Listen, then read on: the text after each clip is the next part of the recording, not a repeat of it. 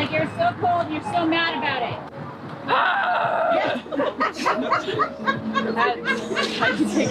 WNBA preview issue of Sports Illustrated. The Fever team, that's right, a lot of reaction coming in. Let's just take a look at the cover right here. Kelsey, Aaliyah, Caitlin, DeWanna Bonner. It's an awesome cover. Caitlin Clark didn't smile. She didn't pose. She commanded the cover.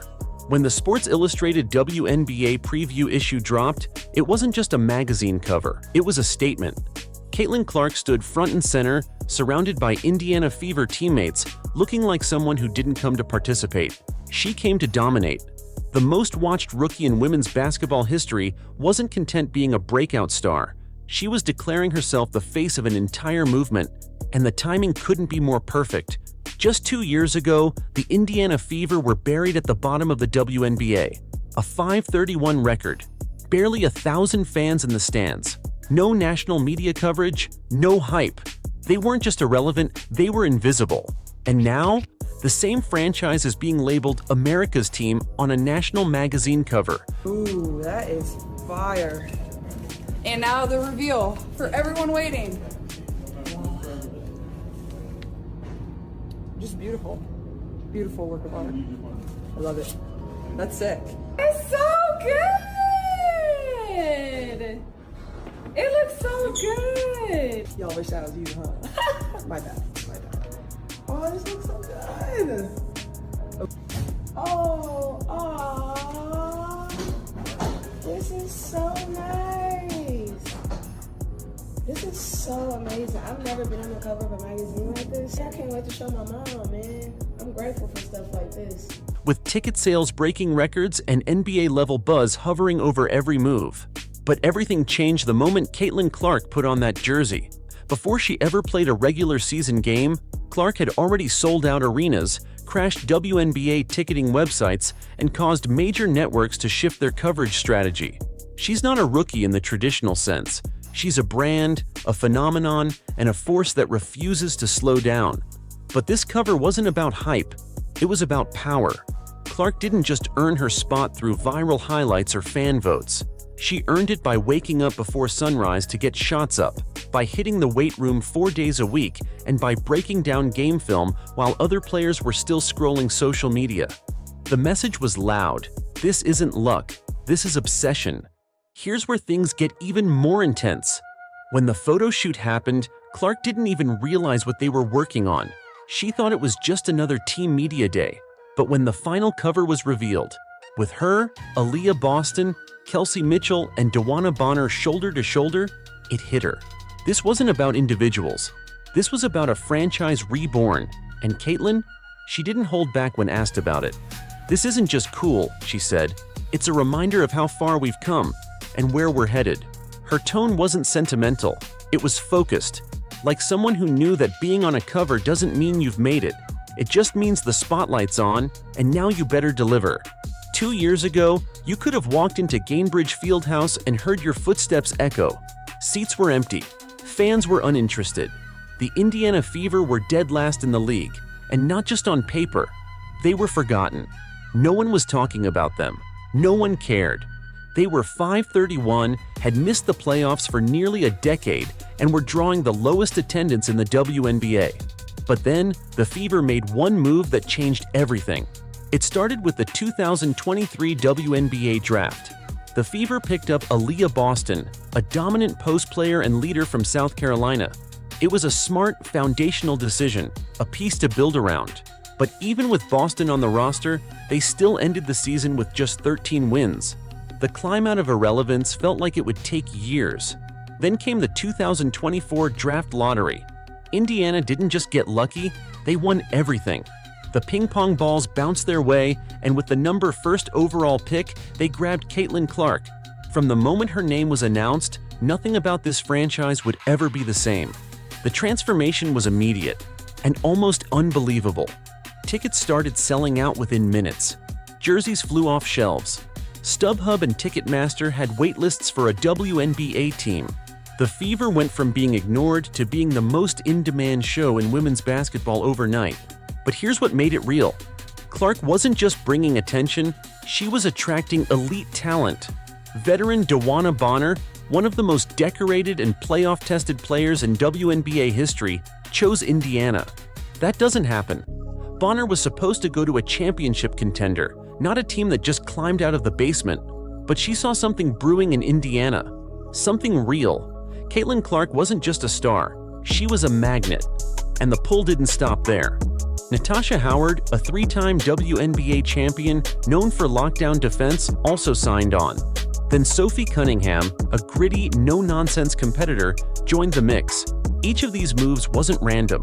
They were calculated, targeted.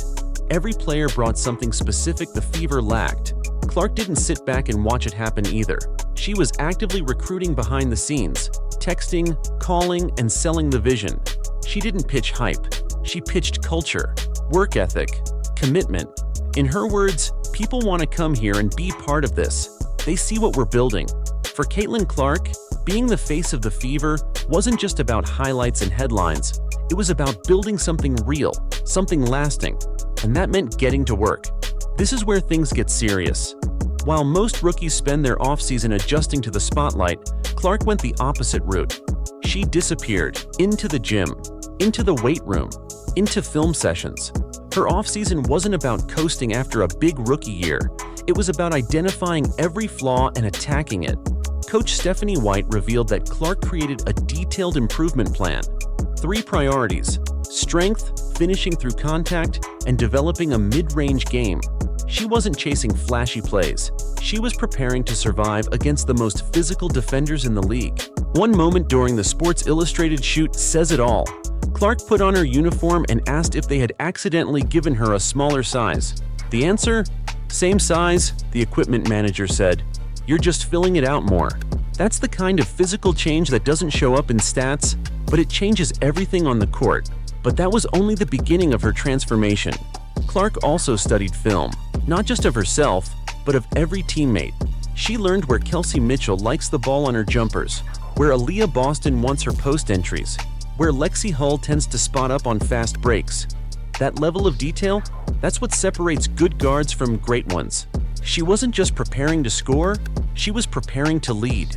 The impact of that dedication didn't stay hidden for long. Kelsey Mitchell, a veteran star who had carried the team through dark seasons, admitted publicly, "Caitlin raises the bar for all of us. Now showing up on time isn't enough. We're all staying later. We're working harder." And the culture shift didn't stop with just a few players. Clark built a surprising bond with Lexi Hull, someone fans overlooked until last season's second half.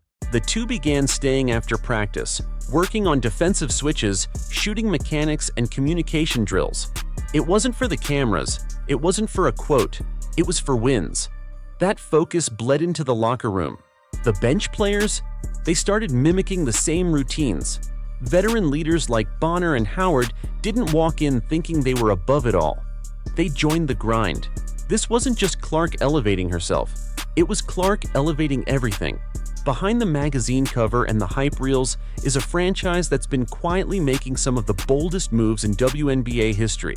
Indiana didn't just stumble into this success, they built it. From the locker room to the front office, everything changed once they committed to doing things differently. This is where the Fever flipped the script completely.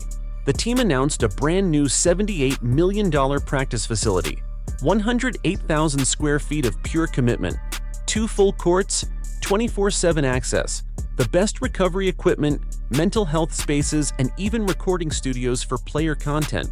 This wasn't just a facility, it was a declaration. The goal wasn't just to be competitive, the goal was to become unbeatable. And it wasn't just for Caitlin Clark. Every player on the roster had personalized development programs built around them. They weren't treated like replaceable parts, they were treated like stars in the making. That's rare, especially in women's sports. And the results are already showing on the court. Look at Indiana's starting 5 now. Clark, directing traffic. Mitchell, scoring from every angle.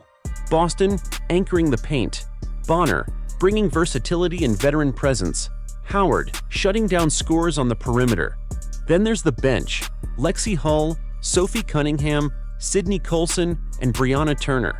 Every role player was chosen to fit, not just to fill a spot. Every piece matters. It's no coincidence that the SI cover didn't just feature Clark. It included Boston, Mitchell, Bonner. That was deliberate. It sent a message. This isn't the Caitlin Clark show. This is the Indiana Fever machine.